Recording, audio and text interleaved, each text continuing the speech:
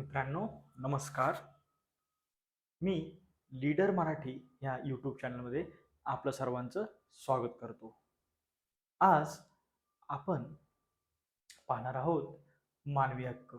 अतिशय महत्त्वाचा विषय आहे की जो रेग्युलर लोकांच्या कायम आयुष्याशी निगडित आहे.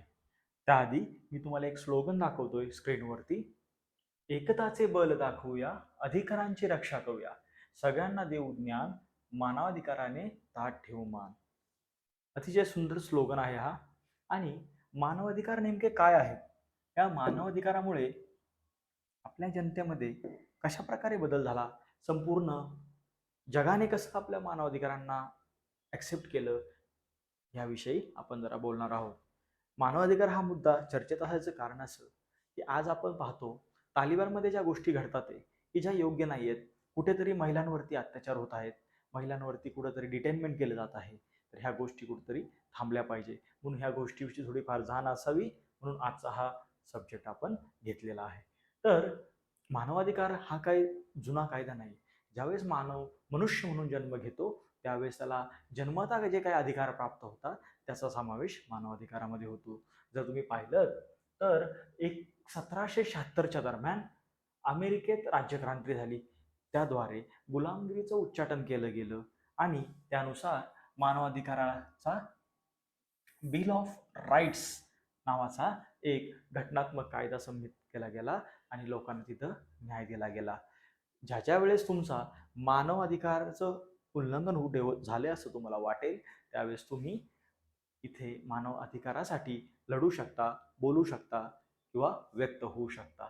त्यानुसार जर आपण ऑब्झर्व केलं तर 1789 मध्ये मानव हक्क मिळवण्यासाठी फ्रान्सची जरा एक राज्यक्रांती झाली होती फ्रान्समध्ये. ज्यावेळेस आपले अनेक स्वातंत्र्य सैनिक पेटून उठले, ज्यावेळेस भारतामध्ये स्वातंत्र्य मिळालं, ते स्वातंत्र्य मिळण्यासाठी ह्या राज्यक्रांती ज्या घडल्या ह्या अनेकदा कारणीभूत होत्या.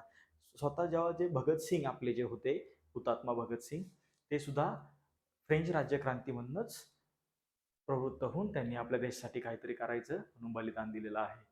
तसेच तुम्ही जर तिथं पाहिलं फ्रेंचमध्ये स्वातंत्र्य, समता, बंधुता या 3 मानवी हक्कासाठी फ्रान्सची राज्यक्रांती प्रसिद्ध होती, जी की आपण सिलेबसमध्ये याआधी देखील पाहिलेली आहे. 1833 मध्ये इंग्लंडच्या राजाने कायदा करून इंग्लंडमध्ये गुलामगिरी पद्धत बंद केली. मूळतः गुलामगिरी ही मानवी हक्कांचं स्ट्रेट अवे उल्लंघन करते, त्यामुळं त्याला मानवी हक्काच्या नुसार मान्यता नाही. काय आहेत मानवी हक्क?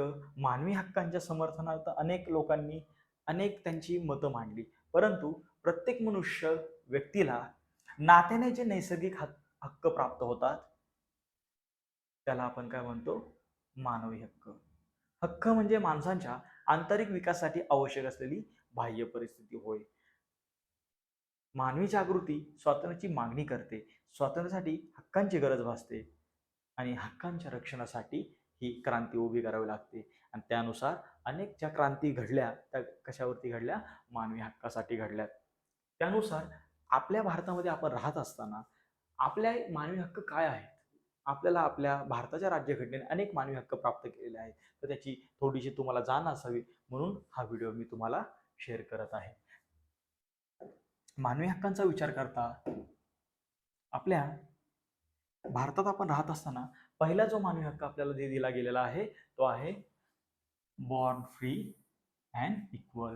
जर ज्यावेळेस तुम्ही मानव म्हणून जन्म घेता त्यावेळेस तुम्हाला इक्वॅलिटी बिफोर लॉ हा पहिला मानवी हक्क प्राप्त होतो. जर राज्यघटनेच्या दृष्टीने विचार केला आर्टिकल 14 नुसार कायद्यासमोर सर्व समान असतात, हा तुमचा झाला पहिला मानवी हक्क. दुसरा, नो टॉर्चर. तुम्हाला कोणतीही व्यक्ती कोणत्याही रिझन शिवाय टॉर्चर करू शकत नाही किंवा तुमचा छळ करू शकत नाही, याला म्हणतात नो टॉर्चर. हा तुमचा मानवी हक्क झाला दुसऱ्या नंबरचा.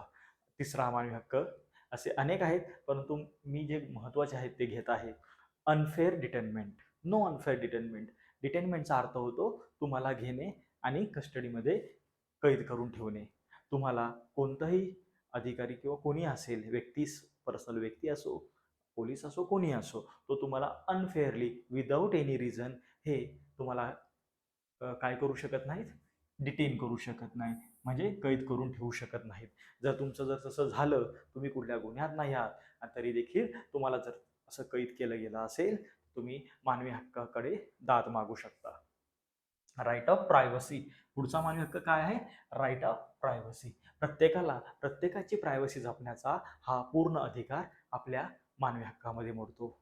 त्याच्या त्याच्या प्रायव्हसीमध्ये कोणीही म्हणजे येऊ शकत नाही. थोडक्यात त्याच्या मानवी हक्कामध्ये कोणीही मध्ये मध्ये येऊ शकत नाही. त्याची काय प्रायव्हसी असेल तर त्याचे तो कॅरी करू शकतो. ठीक आहे. तो आला राईट ऑफ प्रायव्हसी. त्यामध्ये अशा अनेक गोष्टी येऊ शकतात की त्याचं डे टू डे काम असेल किंवा बाकीच्या काही गोष्टी असतील तर तो प्रायव्हसी त्याला कॅरी करण्याचा पूर्ण अधिकार आहे. ठीक आहे. त्यानंतर आपलं कॅमेरा बंद झालाय तरी आपण कॅरी करूया. पुढचा हक्क आहे राईट टू नॅशनॅलिटी. कोणत्याही व्यक्तीला कोणत्याही देशाचं नागरिकत्व घेण्याचा हा पूर्ण अधिकार आहे. त्याला कोणीही कुठल्याही देशाचं नागरिकत्व घेण्यापासून रोखू शकत नाही. हा झाला आपला राईट ऑफ नॅशनॅलिटी. तुम्ही कोणत्याही नेशनचा